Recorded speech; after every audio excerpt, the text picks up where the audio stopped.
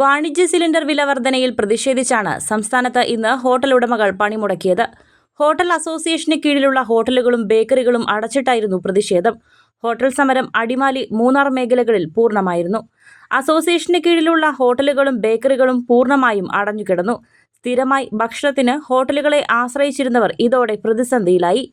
19 kilo സിലിണ്ടറിന് ഒറ്റയടിക്ക് 993 രൂപ കൂടിയതോടെയാണ് ഹോട്ടൽ ഉടമകൾ പ്രതിഷേധവുമായി രംഗത്ത് വന്നത്. ഹോട്ടൽ മേഖലയ്ക്ക് കടുത്ത ആഘാതം സൃഷ്ടിച്ച് സംസ്ഥാനത്ത് വാണിജ്യ സിലിണ്ടർ വില 3000 കടക്കുകയും ചെയ്തു. പ്രവർത്തന ചെലവിന്റെ പേരിൽ ഹോട്ടലുകൾ വിഭവങ്ങൾക്ക് വില കൂട്ടിയാൽ ഉപഭോക്താക്കൾക്കും അത് വലിയ തിരിച്ചടിയാകും.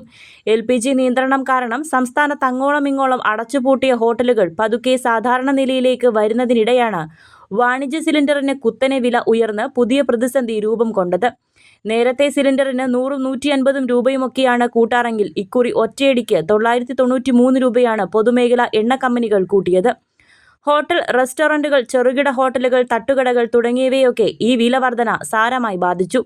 ഈ സാഹചര്യത്തിലാണ് തങ്ങളുടെ പ്രതിഷേധമറിയിച്ച് ഹോട്ടൽ സംഘടന ഇന്ന് സംസ്ഥാന വ്യാപകമായി കടകളടച്ച് സമരത്തിന് ആഹ്വാനം ചെയ്തത്.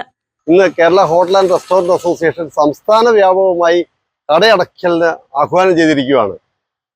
നമുക്കറിയാം, നമുക്ക് നിത്യോപയോഗ സാധനങ്ങൾ അടക്കം മുഴുവൻ സാധനങ്ങളുടെയും വില കൂടിയിരിക്കുന്ന ഈ സാഹചര്യത്തിൽ ഗ്യാസിന് മാത്രം ഒരു ദിവസം കൊണ്ടുണ്ടായ വർധനവ് 993 രൂപയാണ്.